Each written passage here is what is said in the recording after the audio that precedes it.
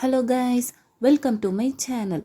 இன்றைக்கி நம்ம வீடியோவில் சாஃப்டாக பஞ்சு போல் இட்லி வர்றதுக்கு இட்லி மாவு எப்படி அரைக்கிறதுன்னு பார்க்கலாம்.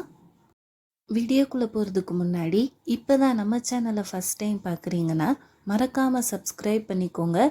அப்படியே பக்கத்தில் இருக்க பெல் ஐக்கானையும் கிளிக் பண்ணி ஆல் கொடுத்துக்கோங்க. உங்கள் இட்லி கல் போல் இல்லாமல் இதை மாதிரி சாஃப்டாக பஞ்சு பஞ்சுன்னு குண்டு குண்டுன்னு உப்பி வரணுமா? அப்போது கண்டிப்பாக இந்த வீடியோவை ஸ்கிப் பண்ணாமல் பாருங்கள். ஃபர்ஸ்ட் நம்ம இட்லி மாவு எப்படி அரைக்கிறதுன்னு பார்க்கலாம். இட்லி அரிசி 1 கப், ரேசன் அரிசி 1 கப், ரேசன் பச்சரிசி 1/2 கப், உளுத்தம்பருப்பு 100, வெந்தயம் 1 ஸ்பூன்.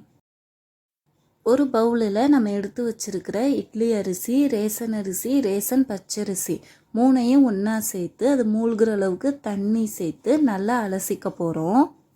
அடுத்து நம்ம எடுத்து வச்சிருக்கிற உளுந்து, வெந்தயம் 2ஐயும் ஒன்றா சேர்த்து நல்லா அலசிக்க போகிறோம். அரிசி, பருப்பு 2ஐயும் நல்லா அலசியாச்சு.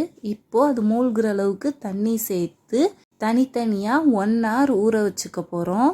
இப்போ 1 hour ஆகிட்டு ஓப்பன் பண்ணி பார்க்கலாம். பருப்பு, வெந்தயம் நல்லா ஊறி வந்திருக்கும். ஊற வச்ச அரிசியையும் ஓப்பன் பண்ணி பார்க்கலாம். அரிசியும் நல்லா ஊறி வந்திருக்கு. ஃபஸ்ட்டு நம்ம ஊற வச்ச உளுந்து, வெந்தயத்தை மட்டும் கிரைண்டரில் போட்டு அரைச்சிக்க போகிறோம். ஊற வச்சிருந்த தண்ணியவே கொஞ்சம் கொஞ்சமாக தேவைப்பட தொளிச்சு உளுந்து வெந்தயத்தையும் நல்லா அரைச்சிக்க போகிறோம். இதை போல் மாவை எடுத்து விட்டுக்கிட்டே இருக்கணும். அப்போதான் நமக்கு திப்பு திப்பாக இல்லாமல் நல்லா மாவாக அரைஞ்சி வரும். மாவை எல்லா பக்கமும் நல்லா எடுத்து விட்டுட்டு கிரைண்டரை க்ளோஸ் பண்ணி அரைக்கலாம். அப்போ ஓப்பன் பண்ணி பார்த்துக்கலாம். உளுந்து நல்லா அரைஞ்சி ஸ்பாஞ்சியாக வந்திருக்கும். இதையும் நம்ம நல்லா எடுத்து விட்டு மையாக ஸ்பாஞ்சியாக அரைச்சிக்கிடணும். ஒரு 20 to 25 மினிட்ஸுக்கு மாவு நல்லா அரைஞ்சதும் தண்ணியில் கையை முக்கிட்டு மாவை தொட்டு பார்த்தீங்கன்னா மாவு ஒட்டாமல் இதை போல் வரணும். இதுதான் கரெக்டான பதம். உளுந்து நல்லா அரைஞ்சிருக்குன்னு அர்த்தம். இந்த ஸ்டேஜில் நம்ம மாவை வெளியே எடுத்துடலாம். இப்போது மாவை கொஞ்சம் கொஞ்சமாக ஒரு பவுலில் ட்ரான்ஸ்ஃபர் பண்ணிக்கோங்க. பாருங்கள், மாவு நல்லா ஸ்பாஞ்சியாக பந்து போல் வந்திருக்கு. அவ்வளோதான். இப்போ அதே கிரைண்டரில் ஊற வச்ச தண்ணி கொஞ்சமாக சேர்த்து ஊற வச்சுருந்த அரிசி 3ஐயும் சேர்த்து அரைச்சிக்க போகிறோம். அப்போ மாவை கொஞ்சம் கொஞ்சமாக எடுத்து விட்டுக்கோங்க, இல்லைன்னா தனியாக ஒன்று சேர்ந்து நின்றும். ஒரு 20 to 25 மினிட்ஸுக்கு கிரைண்டரை க்ளோஸ் பண்ணி அரிசியை மாவாக அரைக்காமல் ரவை பதத்துக்கு நல்லா அரைச்சிக்கோங்க. ரவை பதத்துக்கு நல்லா அரைஞ்சதும் இட்லி மாவுக்கு தேவையான கல்லுப்பு சேர்த்து அரைச்சிக்கோங்க. அவ்வளோதான். 2 மினிட்ஸில் உப்பு நல்லா அரைஞ்சிரும். இப்போது தனியாக ஒரு பவுலுக்கு மாவை ட்ரான்ஸ்ஃபர் பண்ணிடலாம். அரைச்சி வச்சிருக்கிற உளுந்து வெந்தயத்தில் தேவையான அளவு உப்பு சேர்த்துட்டு அரைச்ச இந்த அரிசி மாவையும் ஒன்றா சேர்த்து க்ளோஸ் பண்ணி வச்சுக்கோங்க.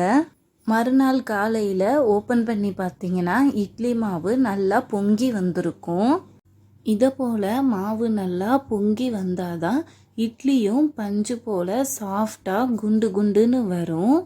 அவ்வளோதான், மாவு நல்லா பொங்கி வந்திருக்கு. டாஸ்க்கு கம்ப்ளீட் ஆயாச்சு. இப்போது இட்லி சுட்டுக்கலாம். மாவை நல்லா ஒன்று போல் கலந்து விட்டுட்டு இட்லி தட்டில் இட்லி ஊற்றிக்கோங்க. நீங்கள் துணி போட்டு இட்லி வேக வைக்கலாம், துணி இல்லாமலும் வேக வச்சுக்கலாம். இட்லி கொப்பரையில் தேவையான அளவு தண்ணி சேர்த்து கொதிக்க வச்சுக்கோங்க. இப்போது இட்லி தட்டை சேர்த்துடலாம். இது மதிய சமையலுக்கு தேவையான பருப்பு வேக வச்சுருக்கோம். ஸோ நமக்கு ஒரே டைமில் பருப்பும் வெந்துடும், இட்லியும் வெந்துடும். நீங்கள் இதில் வெஜிடபிள்ஸ் கூட ஆட் பண்ணி வேக வச்சுக்கலாம். இப்போது இது மேலே அப்படியே இட்லி தட்டை வச்சு வேக வச்சுக்க போகிறோம். இட்லி தட்டை வச்சு இட்லி கொப்பரையை க்ளோஸ் பண்ணிடுங்க. இது இட்லிக்கு தேவையான கேரட் சாம்பார். இப்போது இட்லி நல்லா வெந்திருக்கும். ஓப்பன் பண்ணி பார்க்கலாம். பாருங்கள், இட்லி நல்லா வெந்து எப்படி உப்பி வந்திருக்குன்னு. பார்க்கவே நல்லா குண்டு குண்டாக இருக்குது. அவ்வளோதான், சூடான இட்லி சாஃப்டாக பஞ்சு போல் ரெடி. இப்போது இட்லி தட்டிலேருந்து இட்லியை எடுத்துடலாம். லைட்டாக தண்ணி தொளிச்சிட்டு இட்லி துணியை எடுத்திங்கன்னா இட்லி தனியாக வந்துடும். பாருங்கள், இட்லி துணியில் ஒட்டாமல் இட்லி பிய்யாமல் எவ்வளோ சாஃப்டாக வருதுன்னு. இட்லி பஞ்சு போல் எவ்வளோ சாஃப்டாக வந்திருக்குன்னு டெஸ்டிங்கை போடுவோம். பாருங்கள், நல்லா ஸ்பாஞ்சியாக குண்டு குண்டுன்னு இட்லி வந்திருக்கு. இந்த பஞ்சு போல் சாஃப்டான குண்டு குண்டு இட்லிக்கு காம்பினேஷனாக கேரட் சாம்பாரும் தேங்காய் சட்னியும் வச்சுருந்தாங்க. சுட சுட இட்லிக்கு சுட சுட சூப்பரான கேரட் சாம்பார், ஸ்பைசியான தேங்காய் சட்னி அவ்வளோ சூப்பராக இருந்தது. இது எல்லாமே நம்ம எவ்வளோ சாஃப்டாக ஸ்பாஞ்சியாக இட்லி அரைச்சிருக்கோம் அப்படிங்கிறதுல தான். இட்லியும் நல்லா சாஃப்டாக பஞ்சு போல் வந்திருந்தது.